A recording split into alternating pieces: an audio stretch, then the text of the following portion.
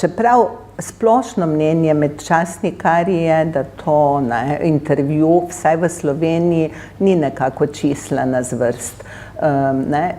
Morda res ni treba nobene priprave, če ti greš in samo magnetofonček postaviš. Ponavadi, kdo intervjuva, mora vedeti skoraj več. Ja, se bojim, da si mlajši kolegi, sploh mlajši, to predstavljajo tako, greš pa postaviš magnetofonček, pa še mogoče rečeš, saj ne vem kaj dosti o vas ali pa o vašem delu, povejte mi vi kaj.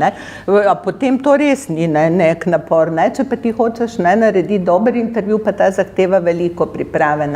Zahteva pa mislim tudi nek talent, jaz upam, da ga vsaj malo imam, da ti moraš imeti rad ljudi in moraš biti po naravi radoveden in odprt za različna stališča in da se znaš postaviti v ozadje, ne v ospredje, da niso vprašanja daljša, moraš od odgovorov in da se ne poskušaš delati pametnejšega kot si, ker to pa je druga skrajnost.